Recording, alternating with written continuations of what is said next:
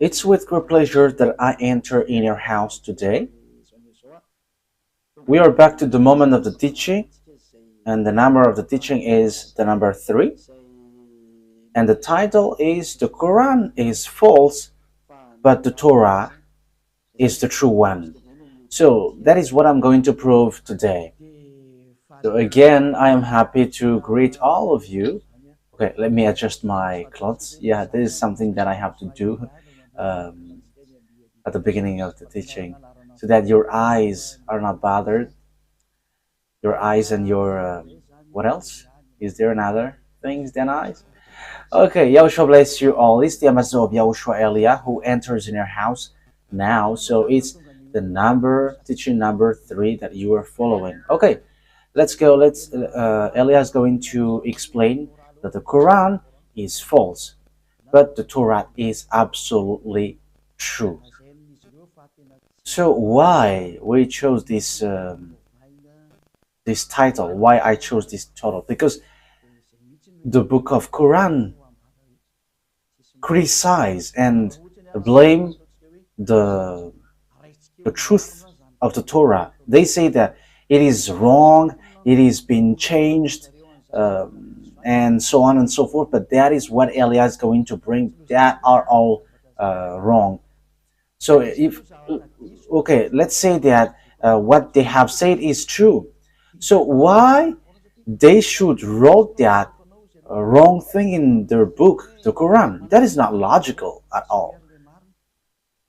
So how can you write something wrong in your book? Doesn't that mean that the Quran is false?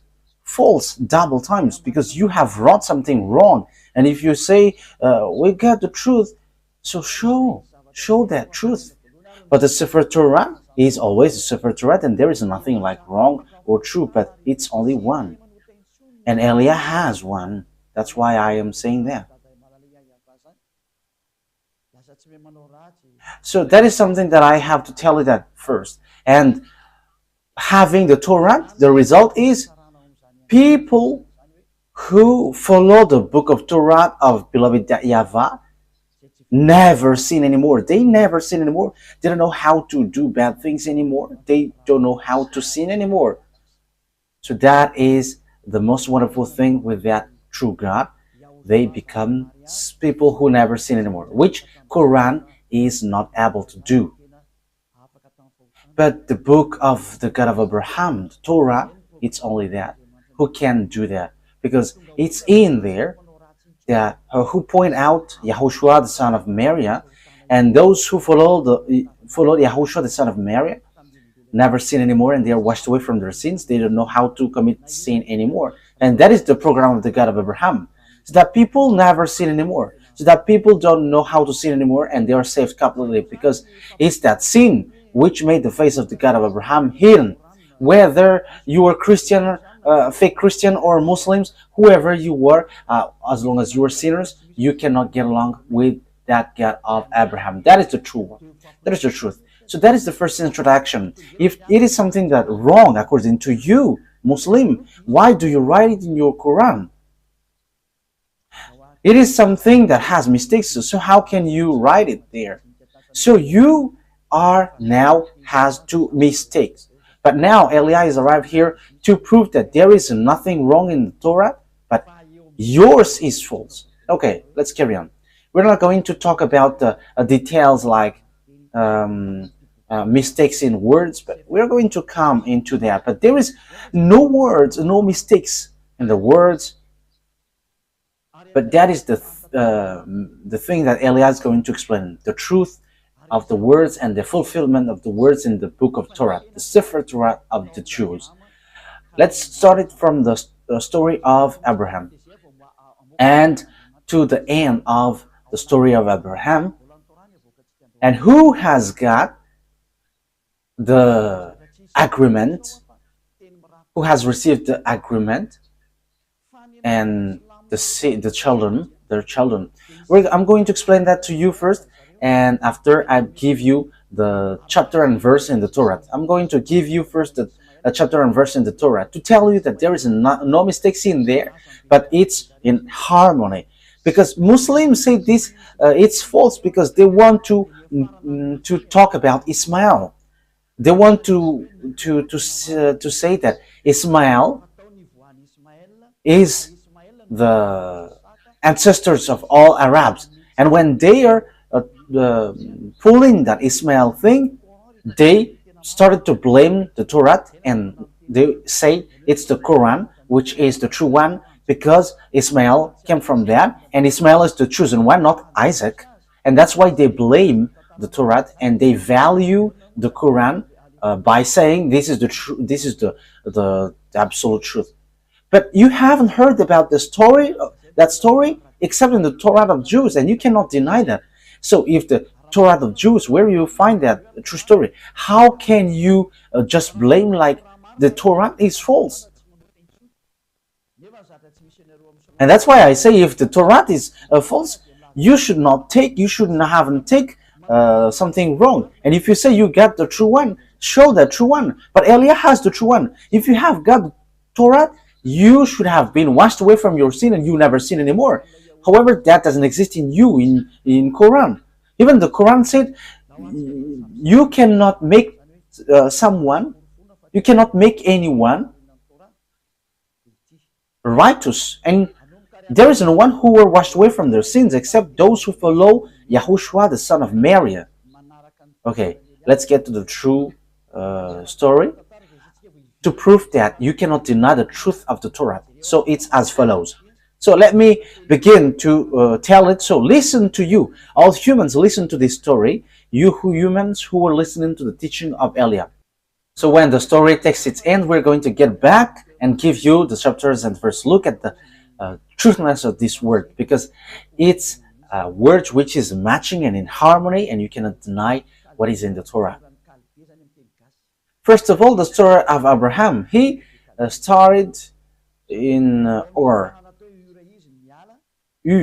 in French, and Ur for English. So Ur of Chaldea. Ur of Chaldea. It's in that village Ur that he left. So it's in Babylon. I will show you the picture after, and in Babylon. And when he left there with his father, I have to notice that his family are idolaters. That means they are not righteous people. Even Abraham was an idolater, because even his father Terah was an idolater. And when they left, they get to Haran. It's a place called Haran, and that is in Turkey. That is in Turkey. And when his father brought him to Haran, because they are wandering, and God showed himself to Abraham and said to him, go to the place where I bring you, because I'm going to make you great. I'm going to make your children blessed, a blessing for all the nations. So it's in that place Haran that Abraham talked to the God. And Abraham went and he reached to the Canaan land. And when he reached there, Father YAHVAH showed him that Canaan, and Father YAHVAH said, I have given this place to you and to your children. Yeah, there was no precision at that time. Which children? Because Abraham gave birth to two sons. One is Isaac and one is Ismail. He hasn't got children yet. That declaration has been given to him.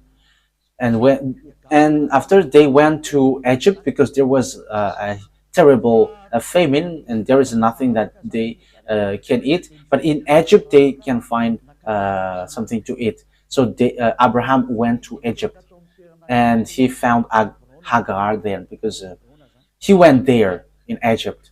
And when the famine has gone away, Abraham went back to Canaan. And when he went back there, he dwelled in Hebron, in a place called Hebron. So that it's where he end his trip. So when that story that that I have told you was finished, God said, "It's through your children that all the blessing for all nations will come." But he hasn't got children yet at that time. So he was like, "Who will receive that blessing? However, I am already old." And Sarah took Hagar at that time, and she said, "Because we cannot have children, and we got a slave woman, so have children, have a child with her, and when you got child from her, is going to inherit." So Abraham asked God, "Let Ismael be alive in you to get that inheritance, as you have told me that it's through my children that all the blessing will come up." So Father YAHVAH said, "No, your son Ismael is not going to inherit, but it's through your son, your own son, Isaac, that all the blessing for all the nations will come from." So that is a conversation between God and Abraham. So when time has come, Isaac was born. Yeah, because Ismael was already born before. And it's Isaac that God. Okay, wait.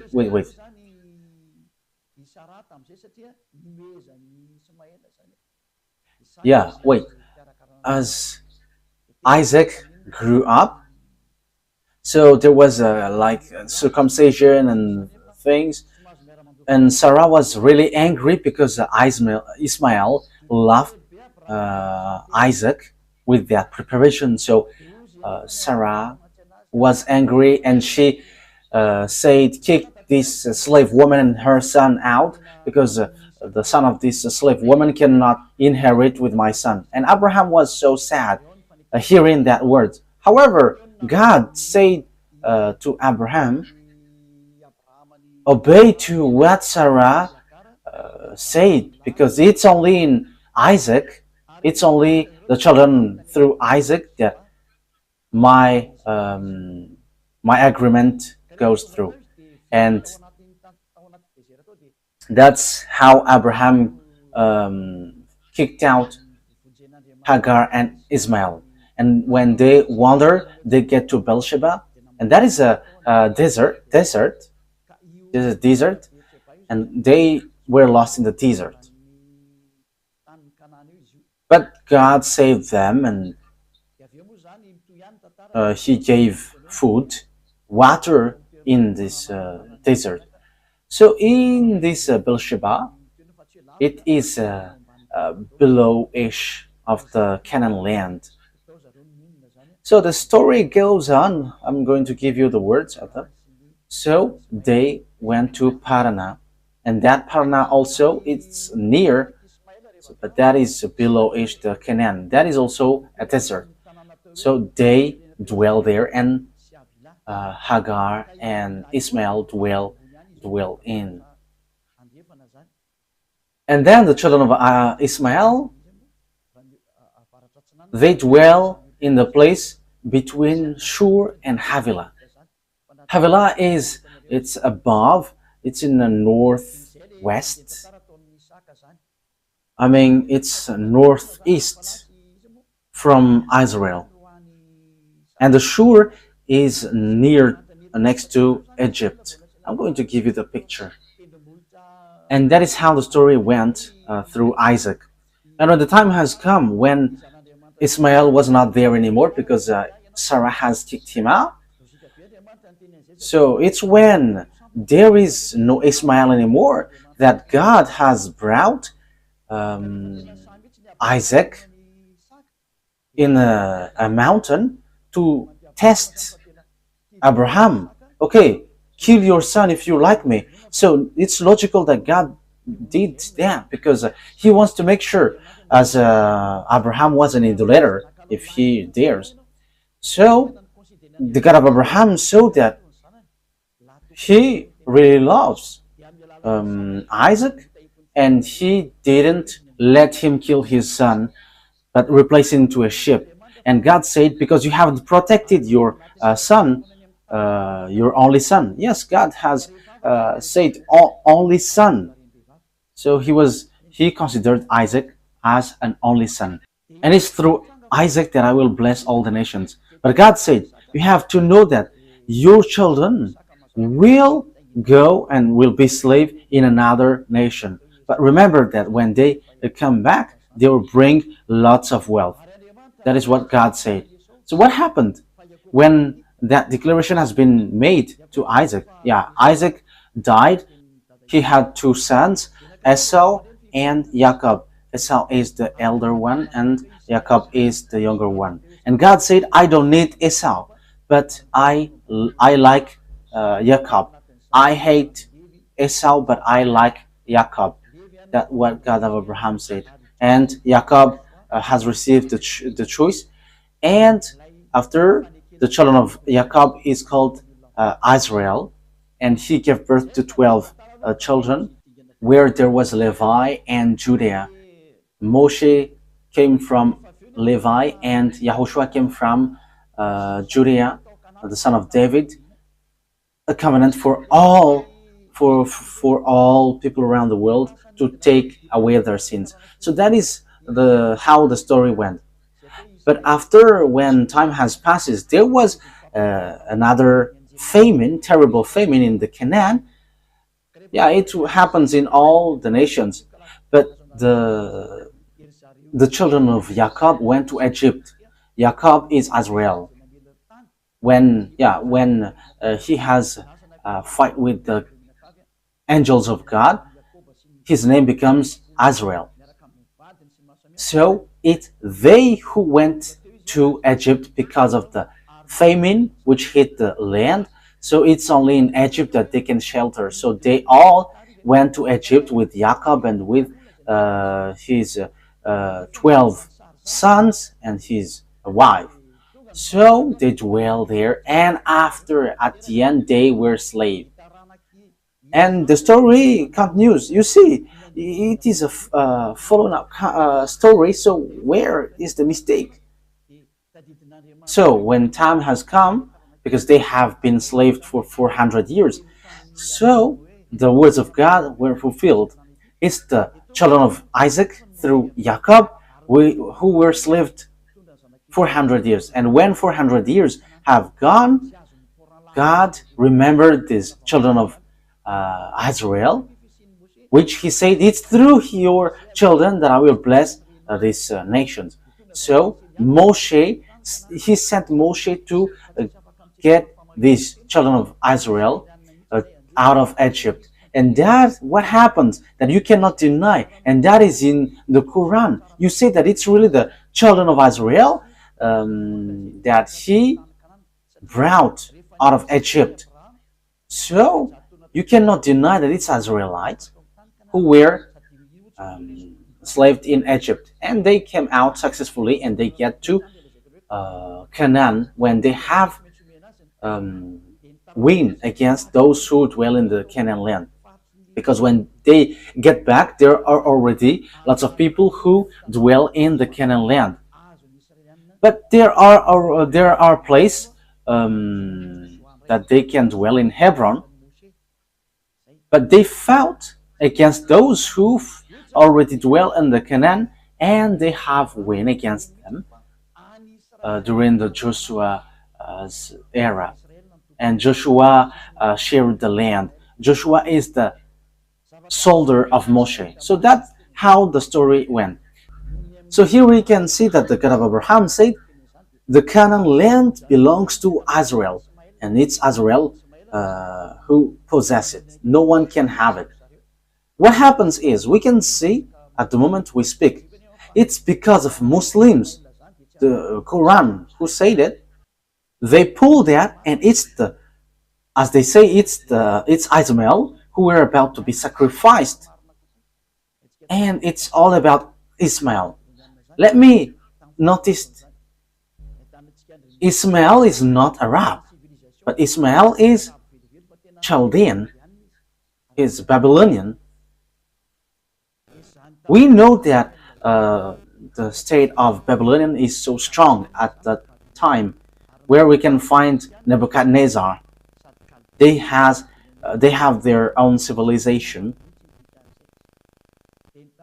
and it's the children of Ismail, because the children of Abraham is Chaldean, and his mother is Egyptian. So Babylonian, Chaldean, and Egyptian. So there is nothing to do with Arabs. So here, as I said, in Shur, near Egypt, and pass through Assyria, it's a little bit above. So they reached to Havilah, near to Turkey. So that's how Ismail's story went. He didn't get down to Arabs' territory. However, Quran took that and they say that it's Ismail who is the ancestor of Arabs. And they just have pulled that and they were like, the Canaan land belongs to them, not anyone else. Okay, so because the children of Israel went back to Israel and everyone there were losing against them. So it's obvious it's the children of Israel who choose to inherit Israel. So in the side of Ismail, they are wrong by saying that the Canaan land belongs to them. So Canaan is with Cisjordania, Lebanon, Syria, and all around. So that's what happens at the moment. Who fight against children of Israel, and they are not happy towards Israel, children of Israel. So around Israel, they're all Muslim. Okay, let's continue the story. However, when there is a great mistake that children of Israel did, they have worshipped idols. They have worshipped Baal, and Father YAHVAH was really angry, and Father YAHVAH scattered them around the world. So he sent Nebuchadnezzar to destroy Israel, and Israel was completely destroyed, and they were captives. Lots of people attacked them, like Arabs, Greek, and Roman. And we know the story later that there was also Hitler who attacked and destroyed Jews, and so on and so forth. So Israel was really destroyed. However, later, that YAHVAH remembered his word. Even though Father YAHVAH scattered them because of what they have done, Father YAHVAH said, I always remember what I said to Abraham. So Father YAHVAH has bring them back to Israel in 1822. So everyone knows about that. Those who have learned history and geography, they know that the Jews were gathered and established in their land in 1822. So the question is now, why they were brought back to their land?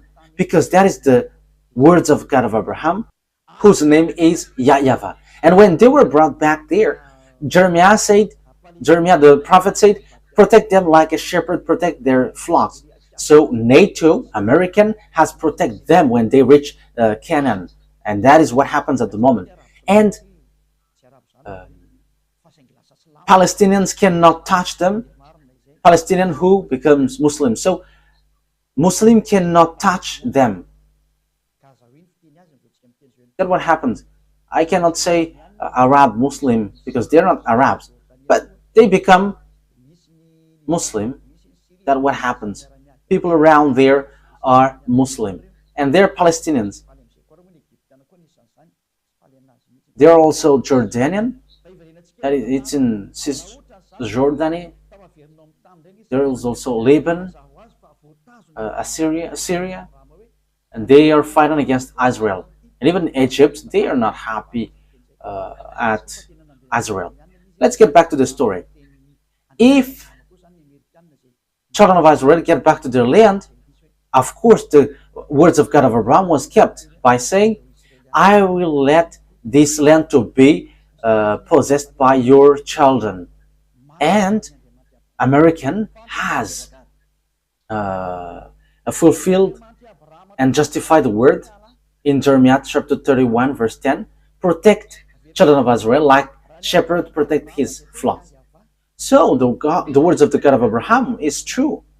The question is, if the God of Abraham, YAHVAH, is the same as Allah, let me repeat it again. If the God of Abraham, YAHVAH, is Allah for Muslim, because they say that Allah is the greatest one, and in Allah that there is YAHVAH, the Almighty. So according to what they say, the God of the Arabs engulf all the gods, and even YAHVAH, the God of Abraham, is engulfed in Allah. That is what they think, but that is not the truth. So according to them, if people call YAHVAH, it means Allah. But if Allah is YAHVAH, why do Arabs fight against Israel when they get back to their land? Why Muslims fight against Israel, children of Israel? But they fight one another because Allah and YAHVAH cannot get along, so they're not agreeing each other.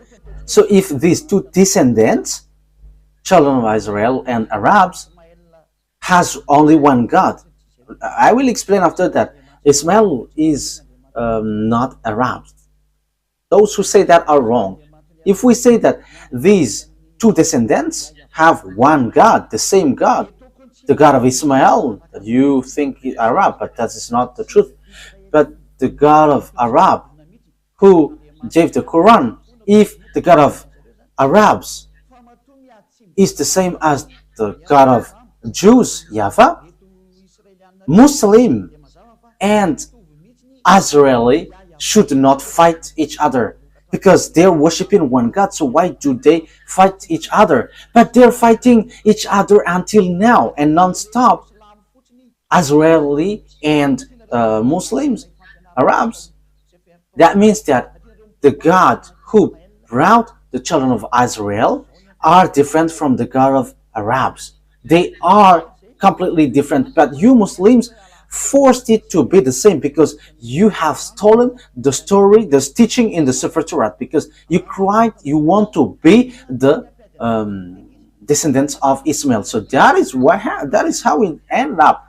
So answer that question: if Allah, God of Quran, and YAHVAH, God in Torah, are the same, if they are the same, why do you fight? Why don't you accept that the land of Canaan is yours? That's why you were fighting against Israeli. But Israeli, children of Israel, they are fear by protecting their land. Whoever touched their land, they're hit. They hit. I am not protecting them, but they have despised Father YAHVAH. If they haven't despised Father YAHVAH, maybe something else has happened. But okay, that is the story and the truth of the words to prove to you that the Quran is false. And that is different, completely different from the Torah, because they're fighting each other. However, beloved, YAHVAH brought the children of Israel to the Canaan. So if that YAHVAH is the same as Allah, why Father YAHVAH fight against Allah? Allah, the God of Arab, Muslim, why do they fight? They fight because Allah is not the same as YAHVAH. They're not equal. But Allah is the God of Arabs in the Quran, which is already false and fake. But YAHVAH is the God of the Jews, who justifies his word until now. The Canaan land belongs to them, so it's obvious Allah is false. Allah is fake, but YAHVAH is true. Because it's about a swindling. It's just swindling the words of the God of Abraham. It doesn't match with what they said, which is in the Quran. You see, if the God of Abraham and the God of the Quran is the same, they should not fight. Because you cannot deny what is inside of the Torah. Because it is said the word is made for the descendants of Abraham. So if he put Azrael there, so they should not fight. But they fight because the God of Muslim is not YAHVAH, but Allah. And YAHVAH is the God of Azrael. And they cannot accept because this land belongs to them. And Arabs cannot deny that until now. That is the proof that YAHVAH is the truth and that YAHVAH is the mightiest, because they cannot fight against Israel until now. And the Quran is completely false, because what they said, like Ismail inherit Canaan, that is not logical. But and now Israel is really established, and until now. So Quran is completely false, because the words of God didn't get to the Quran, like in Arabs got the Canaan land, but the Canaan land belongs to Israel, and even Israelites get back to their land in 1822. So it's been 200 years ago. It's 200 years ago. So as conclusion, to finish the long words, it's obvious that the words of God is true. The Sefer Torah of Jews is the true one, but the Quran of Arab Muslim is false, and it's a thief.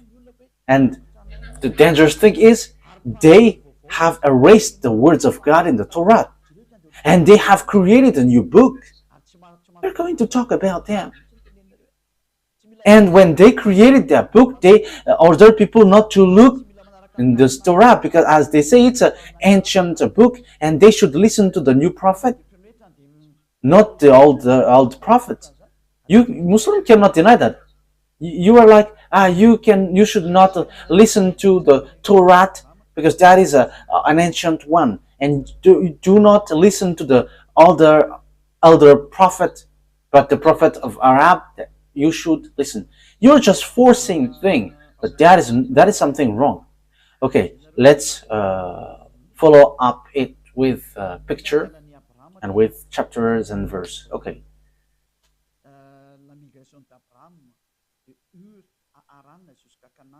Okay, I'm going to show you pictures, and it's after then that you... Okay, here is the way of Abraham. The migration of Abraham to Haran until Canaan. So it's with this red line that he went through. Yeah, make it in a full screen, because it is cut. Okay, move it to the right, move it again. Okay, that's it. So it gets to I. So he started from Babylon, which is called Ur. So he left there and he went to Haran, and he then went to Canaan. So with this red arrow. So that is how Abraham went through this way. So when he went back, let's say, after he went to Egypt. So let's see, where is that place?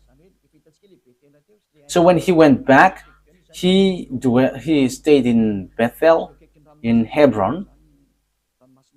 So yeah, they are a close each other.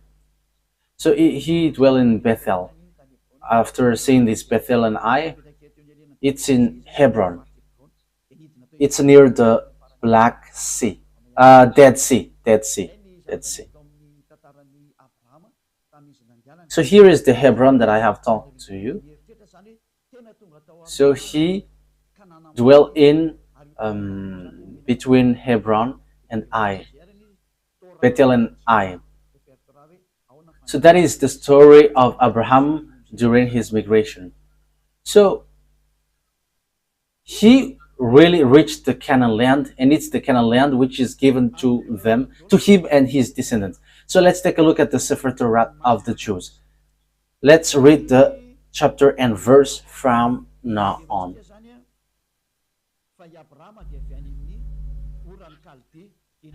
So you can take down this chapter and verse to explain the true words. We're going to see that Abraham is from the Ur of Chaldea. Genesis 11:31. Genesis 11:31. So you take down when that story is clear. Yeah, it must be told as story so that you understand well the thing.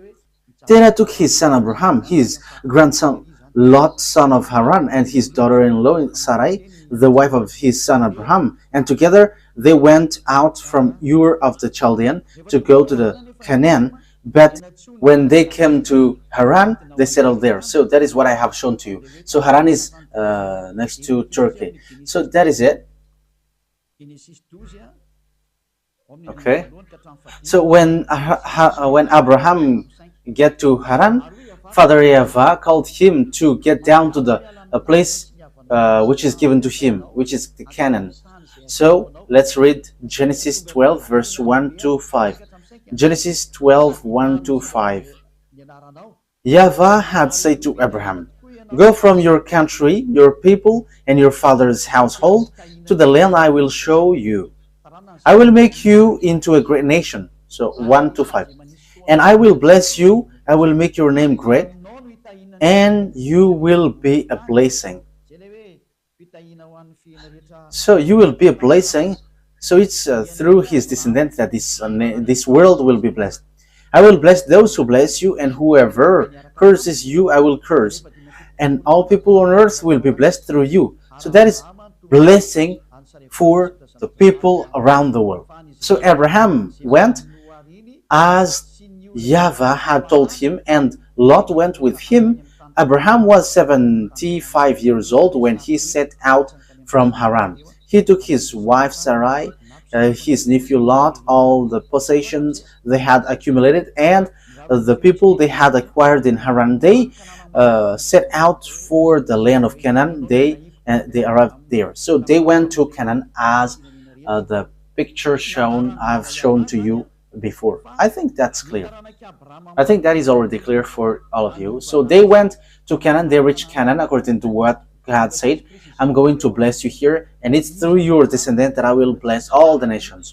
And beloved, YAHVAH said that it's the descendants of Abraham who will inherit him in this Canaan land. But there is no precision at the time which of his descendants, because he hasn't given birth yet. So we can see that in Genesis 12:8, that we can see God has given declaration that it's through your descendants that I give this land. So 12:7, YAHVAH appeared to Abraham and said, "To your offspring I will give this land." So he built an altar there to YAHVAH, who had appeared to him. So Father YAHVAH said, "This land belongs to your offspring, your descendants." So which one of the descendants of Abraham owns the land? But let's the story goes. Let's see another story. So according to what I have explained to you, after there was famines at that time, and they went to Egypt. Abraham went to Egypt. It's in Genesis 12:10 that we can find that, and it's in Egypt that they were with Hagar, and they made Hagar as their slave servant. Genesis 12:10. Now there was a famine in the land, and Abraham went down to Egypt to live there for a while because the famine was severe. So Abraham went to Egypt, and they met Hagar, as servant for both for this couple. Let's carry on. So how the story continues to explain that. Abraham came back and he dwelt between Bethel and Hai. So he went back to Israel in Bethel. Between Bethel and Hai. We have shown you on the picture. So let's read that on Genesis 13, 1 to 3. Genesis chapter 13, verse 1 to 3. So Abraham went up from Egypt to the Negev with his wife and everything he had, and Lot went with him. Abraham had become very wealthy in livestock and in silver and gold. From the Negev, he went from place to place until he came to Bethel, to the place between Bethel and Ai, where his tent had been earlier, and where he had first built an altar. There Abraham called on the name of YAHVAH. Now Lot, who was moving about with Abraham, also had flock and herd and tents. So now it says that they went between Bethel and Ai. That is what I have told you just earlier. And at the end they went to Hebron. At the end they went to Hebron. It's in the verse 18 that we can find that. Genesis 13:18. So it's where he ended up his trip in Canaan. So Genesis 13:18. So Abraham went to live near the great trees of Mamre at Hebron, where he pitched his tent. There he built an altar to YAHVAH. So God's words affirm that he dwelt in the Canaan land, and he sent Abraham to wander in the Canaan land to see the length and the width, looking on the eyes. But this land is yours. Yes, the land is so wide. The land where Cisjordanian, Palestinian, and Lebanon, it belongs to them. To Syria. Yeah, the land of Israel is so vast. But Muslim has seized it. When they are attacked by Muslim, yeah, they become Muslim Arabs. Yeah, when we are talking about them, it's Arabs, but it's not the case. Yeah, it's a huge topic about the Ismail. That is a huge topic. Okay, let's carry on.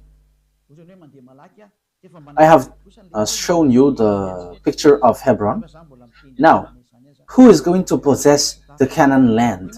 That is the question that we are going to ask. Which descendants will possess the Canaan land? You may say, I am fast. I have explained to you, and now I'm just giving you the chapter and verse. However, I am still explaining and get back to the story. So this is the one who will possess the Canaan land according to the chapter and verse. Genesis 12, 6 to 7.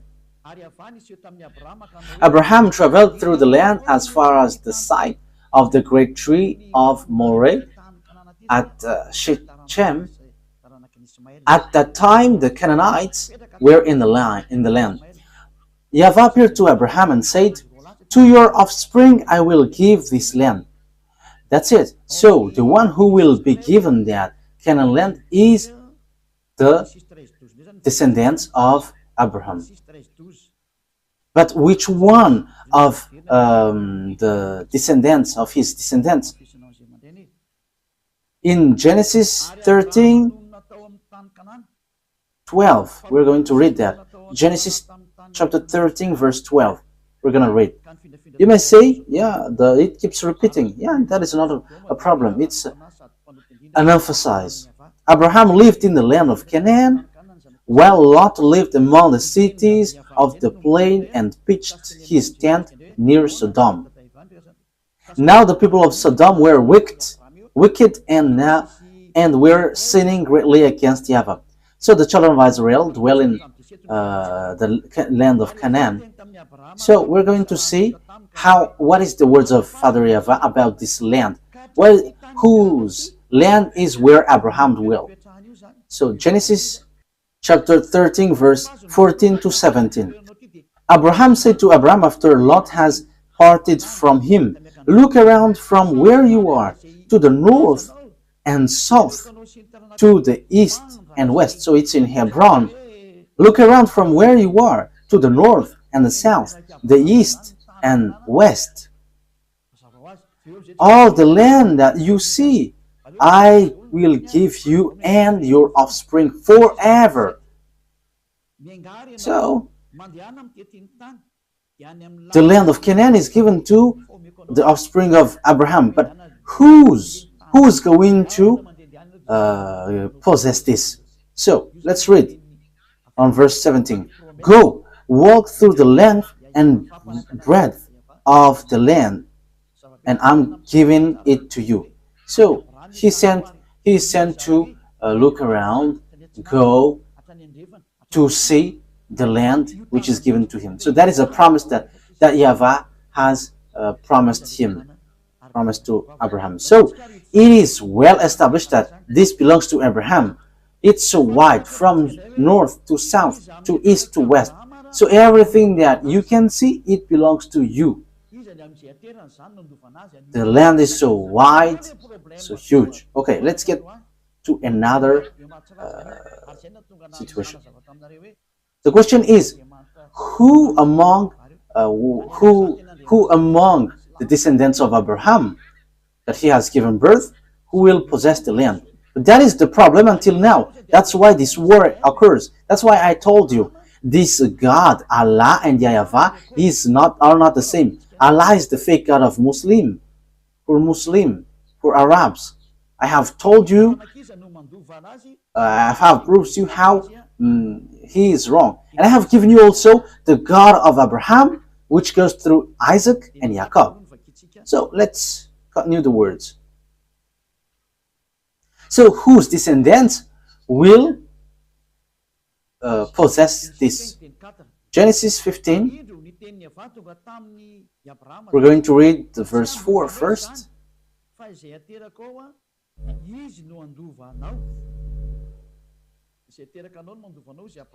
Genesis chapter 15 verse 4. Then the words of YAHVAH came to Abraham, "This man will not be your heir, but a son who is your own flesh and blood will be your heir." And which verse I said? So Genesis 15:7 said that it's the descendants of Abraham will take this as possession, will be his heir, not someone else. Yeah. We're going to read the verse 2. But Abraham said, "Sovereign YAHVAH, what can you give me, since I remain childless, and the one who will inherit my estate is Eliezer of Damascus?" And Abraham said, "You have given me no children, so a servant in my household will be my heir." Then YAHVAH said, "No, he's not going to be your heir, but it's your own son who will be your heir." So his heir, according to the words of God that we are going to read, it's Isaac. We're going to read the Sefer Torah of Jews. It's Isaac who is going to be his heir.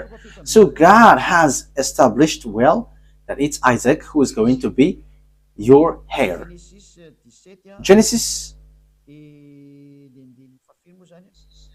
chapter 17, and which verse? 19, verse 19. We're going to read, and 21. Genesis chapter 17, verse 19 to 21. Then God said, "Not at all, but your wife Sarah will bear you a son, and you're going to call him Isaac." Okay, let's read from above. Verse 17. Abraham fell face down. He laughed and said to him, Will a son be born to a man 100 years old? Will Sarah bear a child at the age of 90? And Abraham said to God, if only Ishmael might live under your blessing. Because as Ishmael was already born. Then God said, no, your wife Sarah will bear you a son. At the time, Sarah hasn't got a son yet. And you will call him Isaac. I will establish my covenant with him as an everlasting covenant for his descendants after him.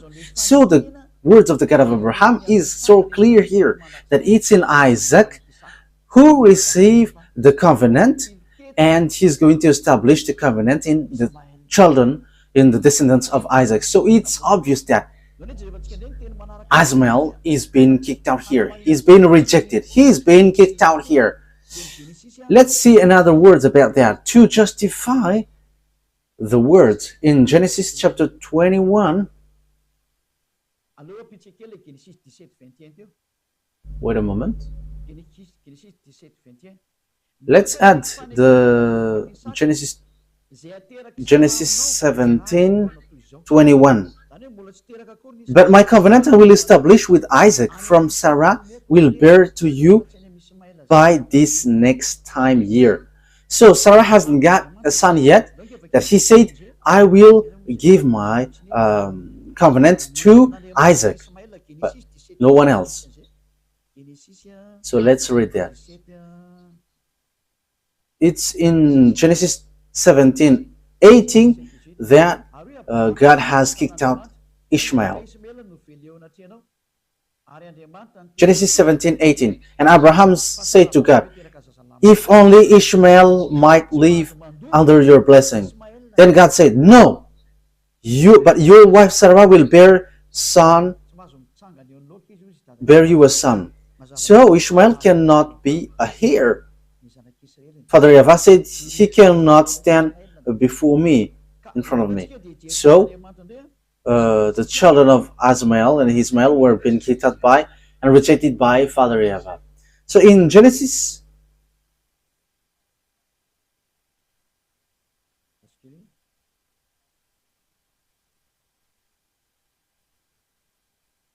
wait a moment.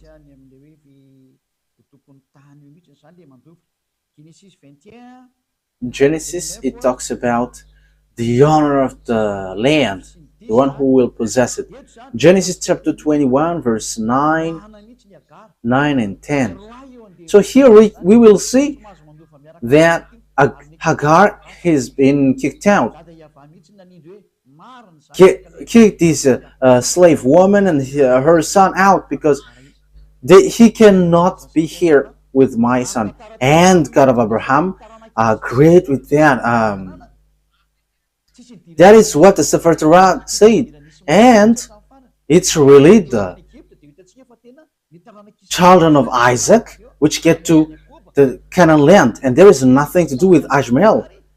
And we can see also that those who were slaved 400 years in Egypt was the children of Isaac, not the children of Ishmael. So Genesis 21 verse 9 to 10. But Sarah saw that the son whom Hagar the Egyptian had born to Abraham was mocking. And she said to Abraham, get rid of that slave woman and her son, for her woman's son will never share in the inheritance with my son Isaac. Yeah, Ishmael laughed at Isaac, and Sarah was angry, and she kicked them out. But Abraham was not okay with that. But immediately the God of Abraham entered in stage by saying, follow that word because that is the true one. So if we have listened to that story, how can we falsify something which is really in harmony? So how can we change these words which is matching and which is in harmony? But you just don't want to listen to the truth. Verse 12. But God said to him, do not be so distressed about the boy and your slave woman. Listen to whatever Sarah tells you, because it is through Isaac that your offspring will be reckoned. So that is what the words of God said by the God of Abraham. It's through Isaac will be recounted. So we can see that God has rejected Ishmael. Let's get back. Let's get to another word. We're still analyzing all the things. Let's read the next one. And I am also repeating what I have told you earlier, and I am repeating the same thing. So that God said that Isaac is called the only son. So Ishmael is being excluded like two sons. But God said, your son Isaac, only son. Genesis chapter 22 verse 15. So here we can see. So here, when Ishmael and Hagar were kicked out, God said, give me your only son. Make him as a sacrifice for me. So it's when Hagar and Ishmael went away that there is this sacrifice. So Muslims with this Quran were wrong by saying that it's Ishmael that Abraham brought. That didn't exist in Torah. The Torah, which was in 2000 BCE, that doesn't exist in Torah.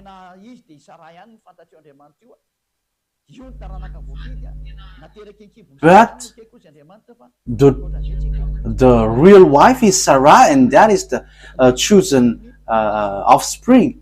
And it's through his womb that I accept, and it's Isaac. Genesis chapter 22 verse 15. The angel of YAHVAH called to Abraham from heaven a second time and said, I swear by myself, declares YAHVAH, that because you have done this and have not withheld your son, your only son. So it called only son. So it's only Isaac who is the only son of Abraham. So the God of Abraham, whose name is YAHVAH, has rejected and kicked out about Ishmael. And it's not in the dashboard of the God of Abraham. And according to the Sefer Torah of Jews, don't let him in. Yes, that is really clear. Let's get to another explanation, as I have given you earlier, but I'm giving it to you little by little. So God has given declaration. It's through the descendants of Isaac that all the blessing of all nations will come from. So the salvation, it's about the salvation for the people to become someone who never sin anymore. That is the meaning. So that they become righteous. So we can see that even the book, the one who wrote the book of Quran, he have asked for forgiveness. If you know the story, he was not sure yet if he will go to paradise or not. You have to. He's not sure yet if he will go to the heaven of heavens or not. You have to follow your book. But Elia, in our book, we say that we are sure 100% our way when we're with the God of Abraham, with YAHOSHUAH, the prophet, the last prophet in Jews he sent. Okay, let's read Genesis chapter 22 verse 18. And through your offspring all nations on earth will be blessed. Let's repeat that again.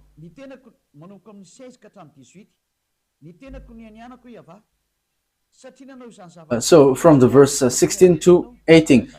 And said, I swear by myself, declares YAHVAH, that because you haven't done this and haven't protected your son, your only son, it's Isaac, I will surely bless you and make your descendants as numerous as the stars in the sky and as the sand on the seashore. Your descendants will take possession of the cities of their enemies, and through your offspring all nations on earth will be blessed, because you have obeyed me.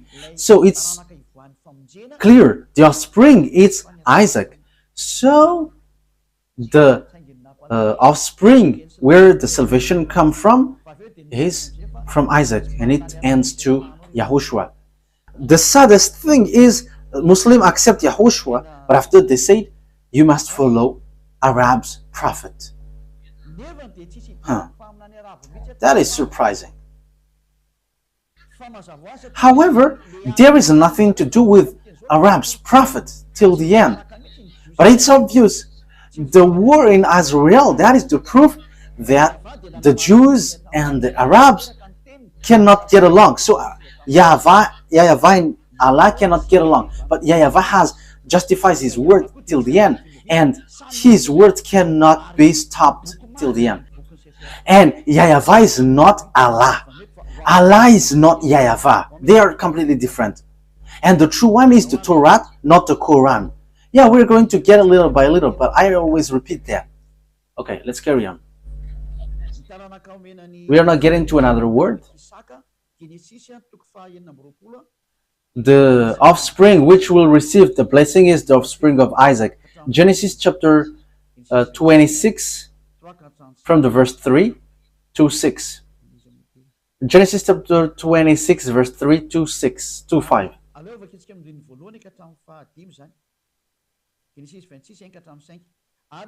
Let's start from the verse 1 to 5.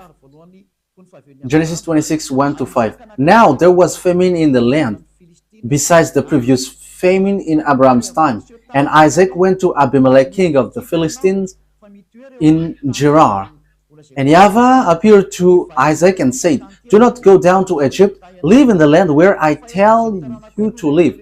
Stay in this land for a while, and I will be with you and will bless you. For to you and your descendants I will give all these lands, and will confirm the oath I swore to your father Abraham. I will make your descendants as numerous as the star in the sky, and will give them all these lands. And through your offspring all nations on earth will be blessed. Because Abraham obeyed me and did everything I required of him, keeping my commands, my decrees, and my instructions. So here it's clear that as Abraham has obeyed well to his God, YAHVAH, so that YAHVAH has kept his word, I will bless him. So here Abraham told to Isaac in Genesis 26 again, Bereshit for Sefer Torah, in Sefer Torah. So the word is really clear here that the covenant of God went to Isaac, the blessing for all the nations around the world. So it comes from the offspring of Isaac. So there is nothing to do with Ishmael or Arabs. So Arabs are excluded till the end. So Arabs cannot get into this. Like there is no word which gets to Arabs. That doesn't exist. The Torah reject that till the end. That's why I say to you, what is in Quran is not logical. There is kinds of strong manipulation, because here it's your descendants who will be blessed, and that is in the Sefer Torah of Jews. So what kind of words which is being manipulated if we are listening? What kind of words which is being manipulated if we are hearing this story of Abraham? Even the whole word, the whole book, it's in harmony. There is nothing that you cannot touch or modify. So how can you Muslims say it in your Quran that there is falsified words? There is something which has changed there. What has been changed? Even there is a long words and which was in harmony. So what can you change? But let's carry on the words. Genesis, where have we left? Okay. So the blessing went to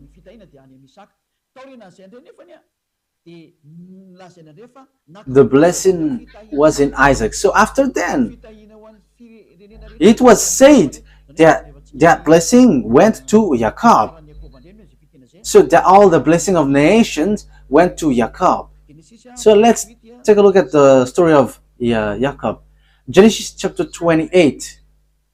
Genesis chapter 28.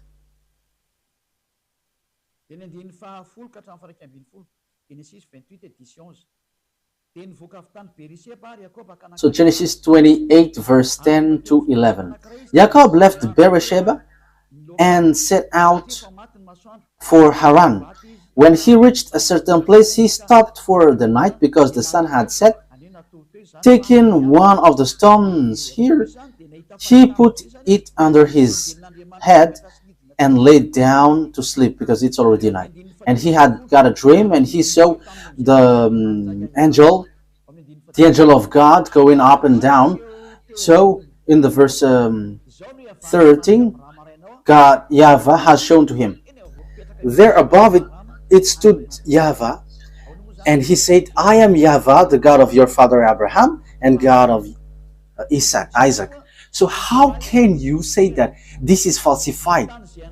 It is really well established, God of Abraham and God of Isaac. So it's the book of the Jews, you cannot touch it. So it is said, I'm going to give you, Jacob, this land. Your descendants will be like the dust of the earth, and you will spread out of the west and the east, to the north and to the south.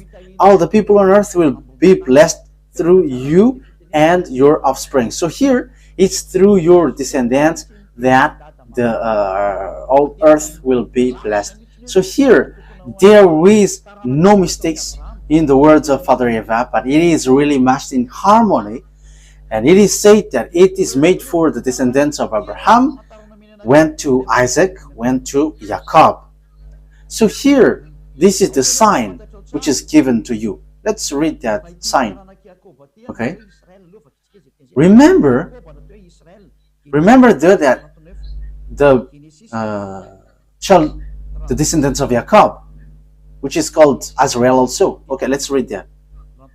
In Genesis chapter 32, verse 39. So here, where the name Azrael comes up. What? Where is that?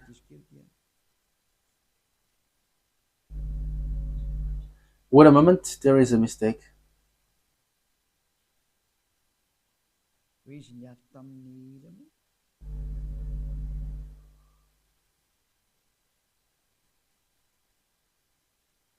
When he found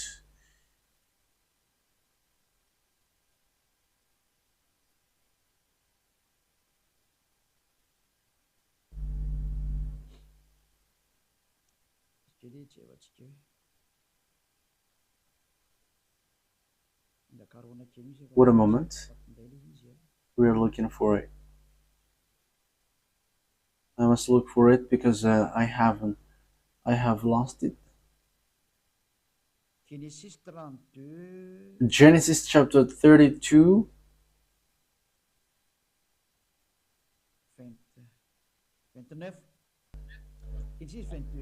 Verse 29.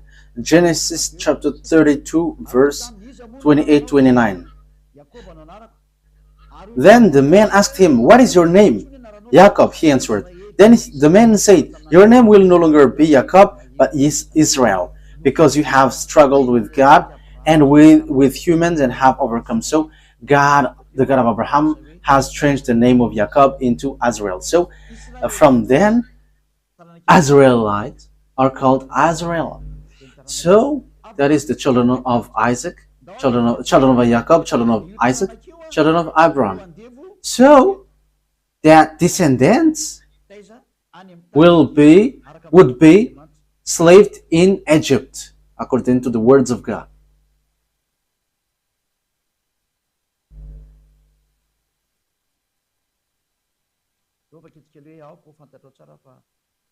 Okay, let's see where there is a passage saying that your descendants will be slaved during 400 years. Genesis chapter 15, verse 13. Genesis 15, 13. So the descendants who will inherit will be enslaved with 400 years. So these are those who were enslaved in Egypt. Then YAHVAH said to him, "Know for certain that for 400 years your descendants will be stranger in a country not their own, and that they will be enslaved and mistreated there. Verse 14, but I will punish the nation they serve as slave, and afterward they will come out with great possession. So the descendants who will be chosen and who will bring the covenant for all humans, and it's about salvation of all humans, and the descendants who is going to be the heir of Abraham will be slaved in Egypt, where Father YAHVAH led them to be. And those descendants are the descendants in Isaac.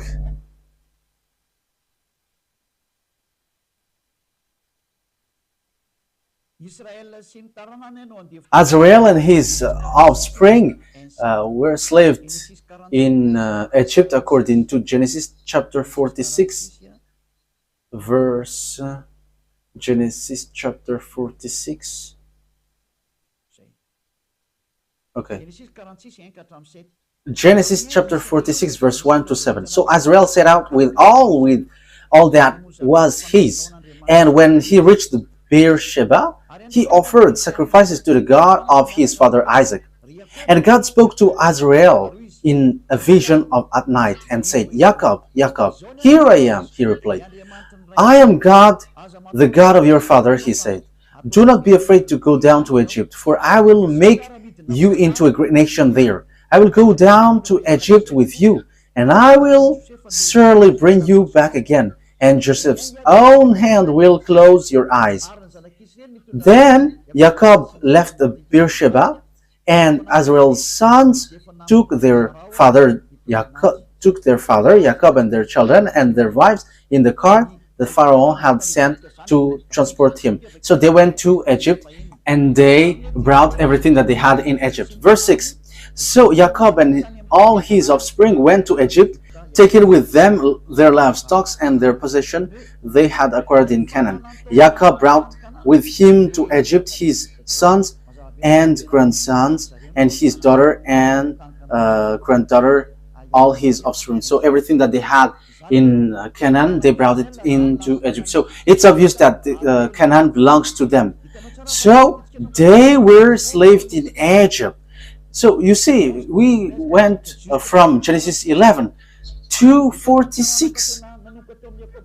So the offspring to Jacob to Azrael proves the truth of the words of that God of Abraham. So which of them are falsified according to you? And you may say the Sefer Torah is being corrupted, and we don't need to listen to that anymore, and we have to listen to the new words in the Quran. You see, that is all wrong. However, when we dive into the story, the Arabs cannot get into this story because there is no blessing for Arabs in. Whether in the Quran, that doesn't exist, but they just force with this situation, and they were like, it's an ancient book, but now it's Quran. This is the new model. This doesn't work. That is to fight against the God of Abraham, and his name is YAHVAH, because that is his real name. We cannot say let's call him, but his real name is YAHVAH. Let's carry on the words. So they are the people who went to Egypt and they were slaves there. Let's read the words of God about that. So the Azrael were suffered in Egypt. So in Exodus chapter 2,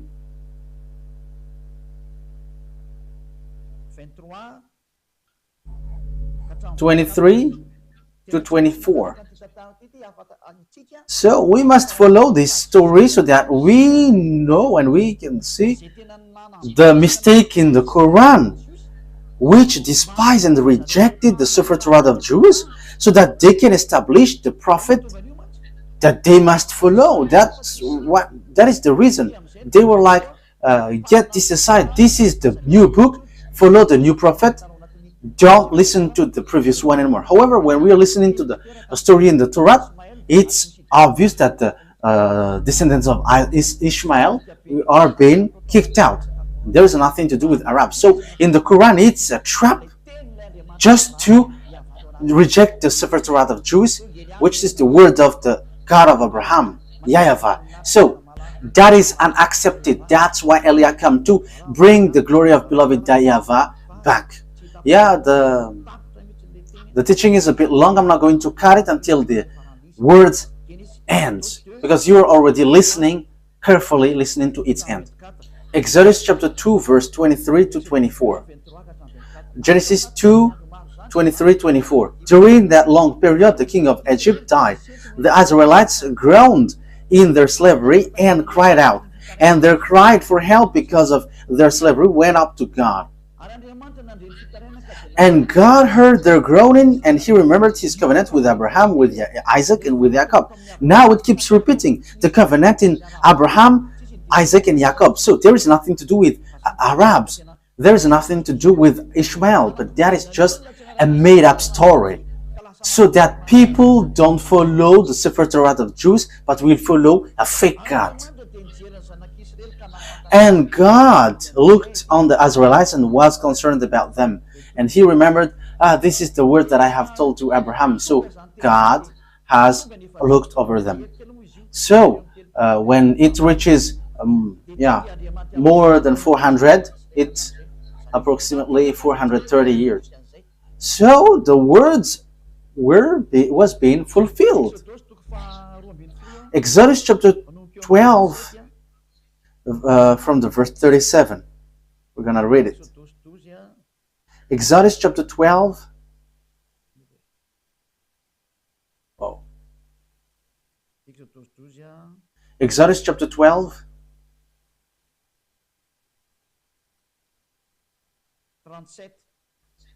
Verse 37.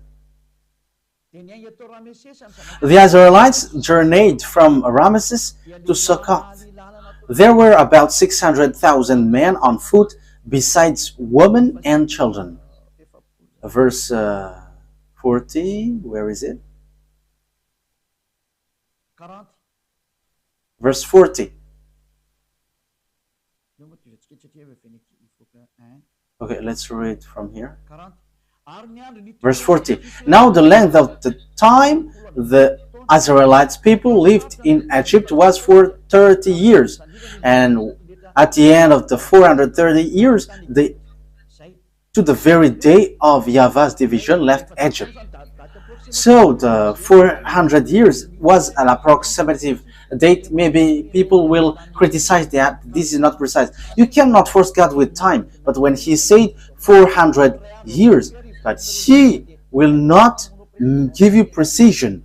Even one day for him is 1,000 years for humans. So how can you make precise time for that? So it's here. This is the people who were enslaved in Egypt, and God has brought them out of Egypt and brought them to the Canaan land.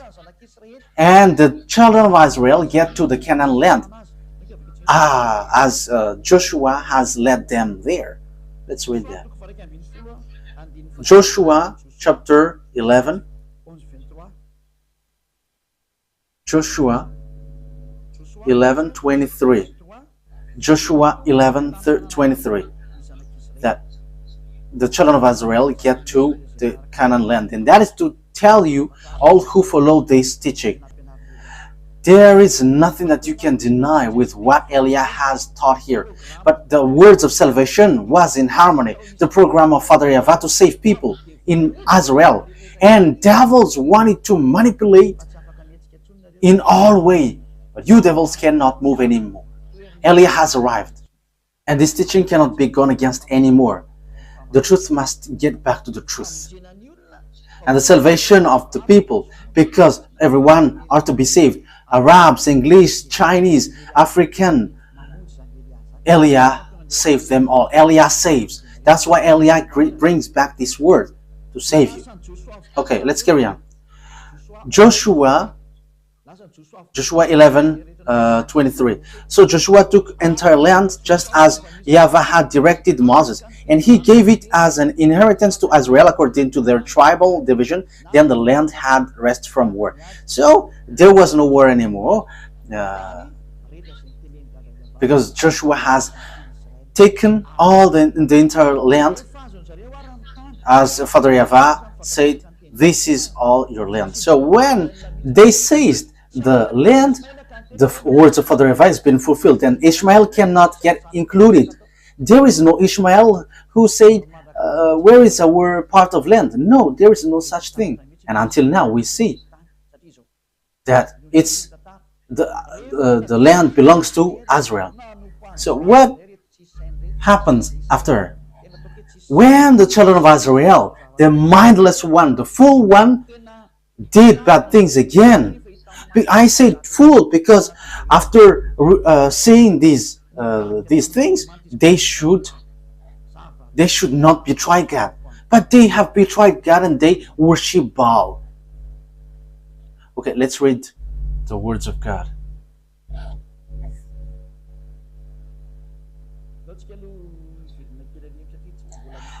Now I would like to get back to the topic who was being sacrificed, because we have seen that the word is in Isaac and Jacob, and we're slaved in Egypt and we're brought back to Israel. So who is being sacrificed? And until now we can see that the land belongs to Israel. So who is being sacrificed in the Mount Moriah? Because it's the one who is being sacrificed there who possessed that word, and the one who were slaved who received that word. So the one, the descendants to be blessed are those who were slaved. So it's Isaac who is being sacrificed in the Mount Moriah. Genesis 22, Genesis chapter 22, verse 2. Genesis 22, 2. Then God said, take your son, your only son, whom you love, Isaac. So he is the only son. And go to the region of Moriah, sacrifice him there as a burnt offering on a mount I will show you. So that is what Muslims reject. So how can we reject that? But they just change it into Ishmael. If Ishmael was there, why they were not slaved in Egypt? And why the descendants of Ishmael were not slaved for 100 years? But there is no descendants of Ishmael, but they just pull it like they are the ancestor of Arabs. But Arabs, they are in the south. Ishmael is Egyptians. He is above there in Israel. So there is nothing to do in Arabs. So verse 16. So it's these descendants who receive.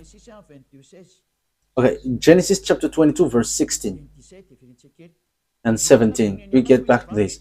And said, I swear by myself, declares YAHVAH, that because you have done this and have not protected your son, your only son, I will surely bless you and make your descendants as numerous as the stars in the sky and as the sand of the seashore. Your descendants will take possession of the cities of their enemies. And through your offspring, all nations on earth will be blessed. So, it's obvious the words is true. And the descendants of Abraham in Isaac, that there was the blessing. So, Isaac, it's in Isaac that all the words are fulfilled. So, it's Isaac who are being sacrificed. It's through the descendants of Isaac that all the nations are blessed.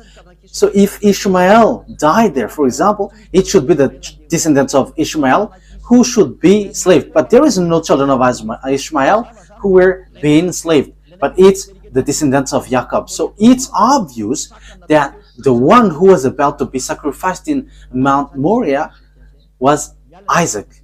So Ishmael is rejected. Arabs are rejected. The Quran is fake, false. There is nothing true in that anymore with this truthness. So let's see that these they have worshipped idols. Oh, where was that? Because we know the story about the salvation for all people, YAHOSHUAH. It comes from this offspring.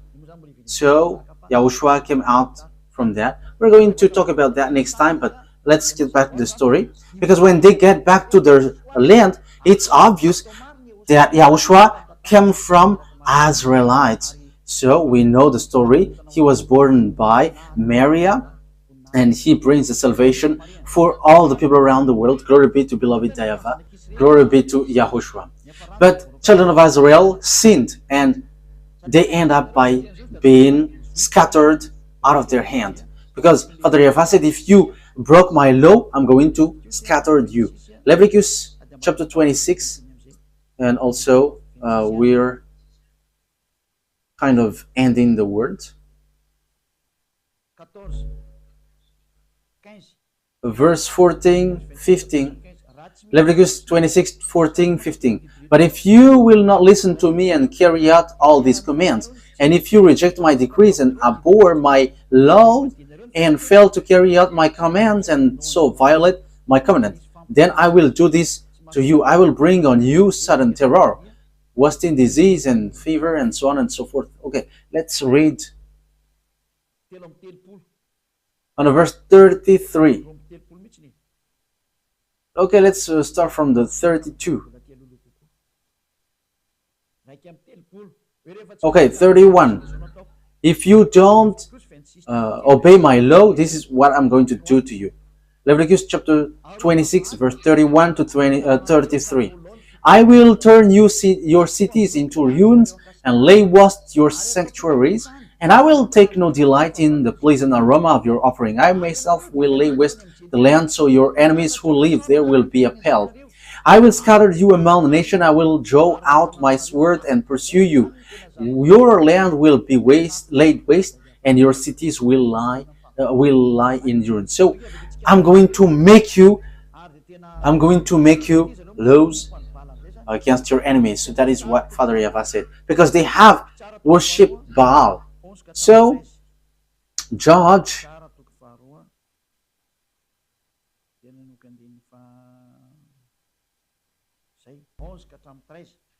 Okay, Judges chapter 2, verse 11 to 13. We're going to continue to 14 if it's okay.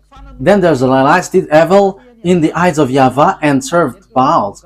They forsook YAHVAH, the God of their ancestor, who had brought them out of Egypt. They followed and worshipped various gods of the people around them. They aroused the anger of YAHVAH, because they forsook him and served Baal and Ashtoreth. In his anger against Israel, YAHVAH gave them into the hand of riders who plundered them. He sold them into the hands of their enemies all around, whom they were no longer able to resist. So that's it. The children of Israel didn't win anymore, but they were destroyed. So the book of Leviticus chapter 26 were fulfilled according to the words of Father YAHVAH. I will destroy you. Okay, so the words is fulfilled. Let's continue the word so that you can see that it continues. So when later then we're going to continue. Nebuchadnezzar, the king, entered in stage. As it is said, I'm going to scatter you because of your sin. You have worshipped Baal and Ashtoreth. Let's read Jeremiah chapter 25 from the verse 1 to 7. Jeremiah chapter 25, verse 1 to 7. The word came to Jeremiah concerning all the people of Judea in the 4th year of Joachim, son of Josiah, king of Judah, which was the 1st year of Nebuchadnezzar, king of Babylon. So Jeremiah the prophet said to all the people of Judea and to all those living in Jerusalem, for 23 years, from the 13th year of Josiah, son of Ammon, king of Judea, until this very day, the word of YAHVAH has come to me, and I have spoken to you again and again, but you have not listened. And through YAHVAH has sent all his servant, the prophet, to you again and again. So Father YAHVAH has always sent prophet. So prophet brings the words of YAHVAH, and they are Israelites.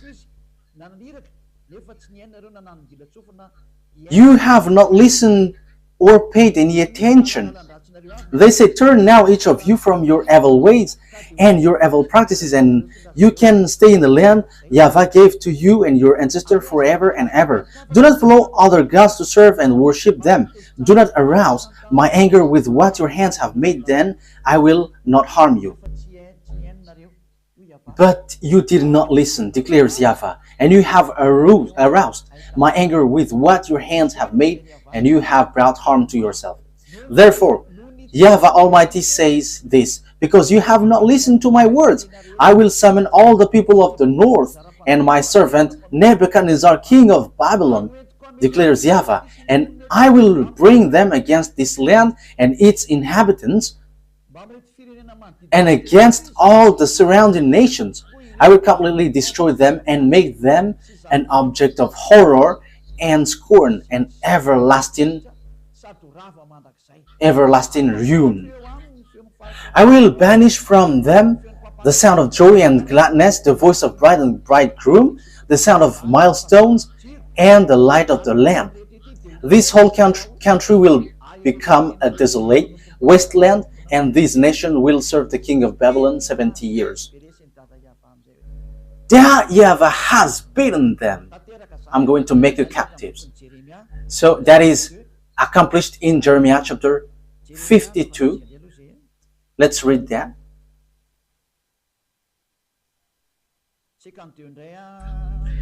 Jeremiah chapter 52,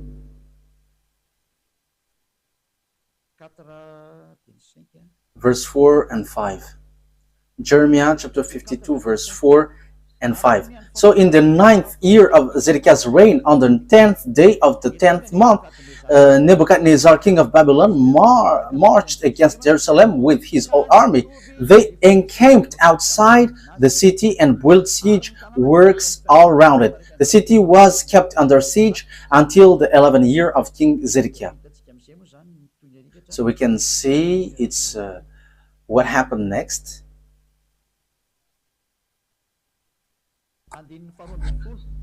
Verse 12. 52, verse 12 to 14. On the 10th day of the 5th month, in the 19th year of Nebuchadnezzar, king of Babylon, Nebuzaradan, commander of imperial guard, who served the king of Babylon, came to Jerusalem. Verse 13. He set fire to the temple of YAHVAH, the royal palace, and all the house of Jerusalem. Every important building he burned down. The whole Babylonian army, under the commander of imperial guard, broke down all the walls around Jerusalem. Nebuzaradan, the commander of the guard, carried into exile some of the poorest people and those who remained in the city, along with the rest of the craftsmen and those who had deserted the king of Babylon. So Babylonians have made children of Israel captives. So the words of the beloved YAHVAH has said, I'm going to make you escape. I'm going to make you captive. So the words of beloved YAHVAH cannot be gone against. So you who are listening, don't fight against him. YAHVAH is different. But Father YAHVAH remembered, because they were scattered, because from then Israel were attacked by people and they were destroyed again. But Father YAHVAH remembered his word to Abraham, and he has made declaration in Jeremiah, the prophet Israelite prophet. He said, "You who have scattered Israelites, gather them back to their land and protect them as a flock." So that has been fulfilled in 1822, and American and NATO protect them now. That is being fulfilled, and the words of prophet is again true. Jeremiah chapter 31, verse 10. Now the words of Father YAHVAH has repeated, I will always give their land. Hear the words of YAHVAH, you nations, proclaim it in the distant coastlands. He who scattered Israel will gather them and will watch over his flock like shepherd. So whoever scattered Israel, gather them. So these worlds have gathered them because of what happened to Israel. And now American is the chief, the leader who led the children of Israel back to their land through the League of Nations at the time. So it was in 1822, and they have got independence in May 14th. I don't remember the date. It was a long time ago. Okay, so later, as children of Israel have received independence, so they become country. So the words of Father YAHVAH is being fulfilled. The words is true. The declaration is true. So the words, the truthness of the words, is undeniable. So the Sefer Torah is true. Father YAHVAH kept his word, because Jeremiah the prophet, he was in 500 BCE. The words of Father YAHVAH is in 2000 BC, and it has applied in 500 BC, and it has really fulfilled in 1822. The Jews have gathered back into their land. So that is really fulfilled. Jeremiah 31:10. Who can fight against that YAHVAH? That YAHVAH has sent Elijah, so the truth is being brought back. All about him is being brought back. His glory and his truthness. You cannot stop his truthness. All humans must prostrate before that YAHVAH. He is the God. That is the truth. YAHVAH is his name. There is no one who can fight against him. You must get aside. Allah, get aside. You cannot get into that anymore. I give you the proof. When we are looking into the story, the children of Israel get back to their land. That is the words of the prophet, Israelite prophet. And it's the Israelite prophet that Moses has told. It's a prophet, Israelite like me, that you must listen. So the words of the prophet Jeremiah has been fulfilled. The children of Israel get back to their land. So who among you can say that the words of the prophet of Arabs or English or Chinese has authority? That has no authority. That has no authority, because it is said it's the words of the Israelite prophet, which has been accomplished from Abraham to Moses to Jeremiah, and it has been fulfilled in American and to the world, the whole world. So the question is, if the children of Israel get back to their land, and we have seen that. That is, I'm getting back to my previous explanation. If Allah is the same as YAHVAH, the Muslim and children of Israel should not fight against each other, because it is said you are going to inherit the land of Israel. So if Allah is same as YAHVAH, Palestinian Arabs or whoever around Israel should not fight against Israel. They should welcome them. But why do they fight each other? They're fighting each other because Muslim Arabs and Israelites cannot agree. Because Arabs say that the land belongs to them. As proof, they built mosques in Israel, Mosque of Omar, because they say that Ismail has been sacrificed and they built mosque. That is something that you cannot deny. And that's how you say that it's your land. Yeah, the Mount of Zion is the Mount of Moriah. So it's your mosque, which is the proof. And you insist that this Canaan land is yours. Israel is yours. And you don't accept them to dwell in. As proof, you built mosque. Why do you fight against Israel? If YAHVAH is equal Allah, you should not fight. You should applaud and welcome the honor of the words. But you fight against each other and you kill one another until now, and even you do some kamikaze. Arabs has done kamikaze. I'm telling you, stop that. Look at the truth. Be conscious now. As long as you kill Israelites and you cannot agree one another until now, the God of Abraham is really and completely different from Allah. And you cannot equal YAHVAH to Allah. You cannot mix Allah and YAHVAH. YAHVAH is really separated. And YAHVAH sent Elijah. He sent YAHOSHUAH. And he is really different. YAHVAH is the true God. He keeps his word. And when he says all the Arabs are kicked out. The Arabs cannot move. Where is Allah because Allah, the God of Arabs, said Ishmael is the owner of the covenant. But how? Where is Ishmael who get Israel? Even Ishmael is not Arab. You forced him to be Arab, but he is not an Arab. He is not an Arab, but you forced him to be an Arab. The Muslims are Arab, but he is not an Arab. But he is Chaldean, he is Babylonian, and Babylonian is not an Arab, because in the time of Babylonian there is already Arabs. But Arabs are not Babylonian, and Babylonian are not Arab, but they are different. We are going to talk about that next time. Now we are still in the teaching.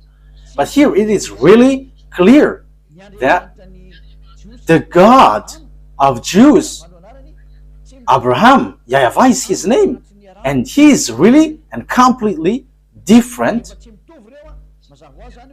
from the God of Arabs, whose name is Allah. And when they are different from one another, it's obvious Quran is no longer accepted, but it must be the Torah of Jews which brings the truth.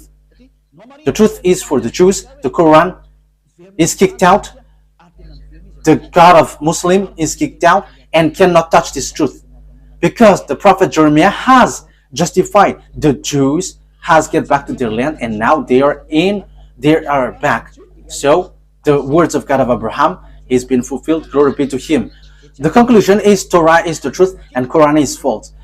Allah is not the God of Jews, but the God of Jews is YAHVAH, and he is the owner of the Sefer Torah of Jews, and you cannot enter into that. The rest are just scam. Last thing Moses said, because we have heard his word, only listen to Israelite prophet, including Jeremiah the prophet. His word is being fulfilled. Deuteronomy chapter 18 verse 15. The prophet that you can listen is Israelite, and you cannot listen to other prophet but only Israelite, and it's only the Israelite prophet's words which are fulfilled and no more. And you cannot listen any other prophet but only Israelite, and it gets to YAHOSHUAH. It reaches to YAHOSHUAH, and YAHOSHUAH didn't change any words, but it is still in the same thing. It's only Israelite prophet that you must listen, and it's the words of YAHOSHUAH. He said clearly, if you accept the Israelite prophet, never sin anymore. So that is the words of that Israelite prophet.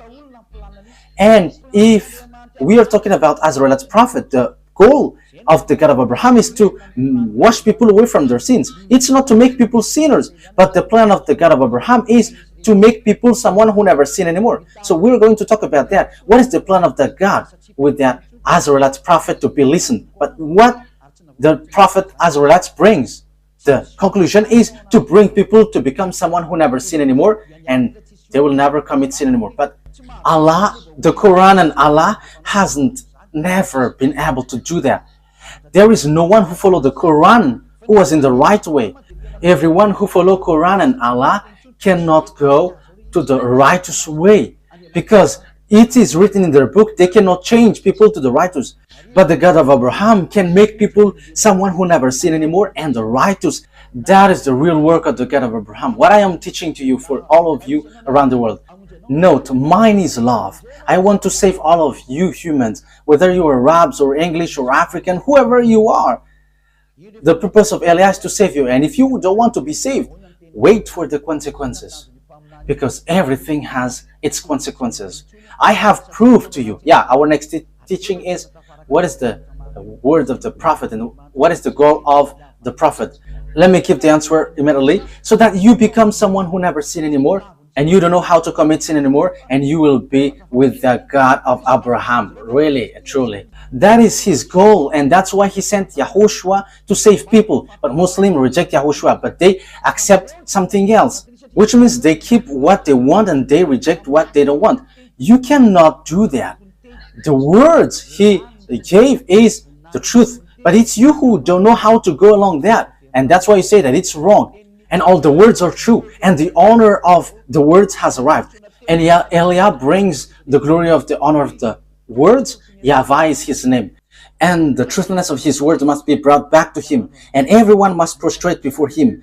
All the gods must flee before him, because the honor of the authority and the burning fire has arrived. YAHVAH is his name. And he sent his son, Eliah, that is his name. Yes, I am his son. Who do you want me to be? When he is the creator, and as he is the creator, he gave birth. And now he sent his servant, bringing the truth. And those who follow Eliah never sin anymore. If you want that, follow us. If you don't want, wait for your consequence. And don't criticize these words anymore, because this is not yours. It's not you who are not the honor, who will criticize the honor of the word. But this belongs to Israelites, and we are the honor of the word, because we are already living being someone who don't know how to sin anymore. And when we don't know how to sin anymore, that is the truth. Okay, that is it. Yahushua bless you. The explanation was really clear that what the Quran has done is scam, because they took the words in the Quran, but the rest they destroyed. That is not good. But in the Torah, there is no mistake. There is no single mistake. And Eliah confirms that till the end. And we have proof to justify these words. Those who follow us never sin anymore. The God of Abraham, the God of Isaac, the God of Jacob, because that is the goal of that God. As long as it's a God who make you sinners, it's a fake one, so get out of there. You will be lost in hell. You are deceived there. So those who make you sinners, they are fake. They cannot wash you away from your sin. They are fake. But the true one is the one who can make you someone who never sin anymore. And that is the truth. And he has the authority and the power. Glory be to the Almighty. YAHVAH is his name. Okay. Yahushua bless you. I hope that you have received the words. The last conclusion is the Quran is false. The Torah is the true one. That's it. And Allah will never be equal to YAHVAH. Allah is the God of Arabs, and there is nothing to do with Jews. So YAHVAH is the God of the Jews. Abraham, the God of Abraham and Isaac and Jacob. It's a God of Jews, not the God of Arabs. And now they are fighting each other because the Jews get back to their land, and now they are fighting until now. So Allah is not the God of Jews, and YAHVAH is not the God of Arabs. But YAHVAH is the God of Jews, and Allah is the God of Arabs. YAHVAH has the Sefer Torah, but Allah has the Quran. They cannot get along. It's a foolishness and stupidity for those who get them along, but they have their own. But once you get to the Sefer Torah, we must enter in stage, because that belongs to our dad, so we will never accept that. And the goal of that Sefer Torah, the purpose he sent all the prophet, is to make people someone who never sin anymore, and that is being fulfilled. Glory be to the Almighty. That is all about love. We arrive to bring love, but if you don't want to receive the love, the disaster will come to hit you. It's already here. That's why we are saved. I am saving you. Come to beloved YAHVAH. Come to the true God of Abraham. YAHVAH is his name, not Allah. YAHVAH never gets along with Allah. That is all lies. YAHVAH is really different, and even he fight against Allah. However, Allah cannot fight against him until now, because his word is now being accomplished now until now. That's why come to YAHVAH. He is the true God, and follow YAHOSHUAH. He sent because he is the Savior. Let's pray together. Thank you very much, beloved YAHVAH. Glory be to you forever. I have brought the proofs, and I have brought the truth. There is no words which can go against your truthness. And it's the responsibility of Eliah to explain to people around the world about the goodness of your word, because everything that you have said and you have written in your Sefer Torah are true, and that cannot be shaken, because that has been fulfilled until now. That those who are selected to go to the eternal life, let them hear and listen and see this teaching and these words of Eliah. Glory be to you, beloved YAHVAH. Respond to my prayer, respond to my call every day. You will protect the words and the teaching and the declaration. In your name, Yahushua, that I make all the prayer. Hallelujah. Amen. So that is our meeting for today. Yahushua bless all of you. See you on the next teaching. Goodbye.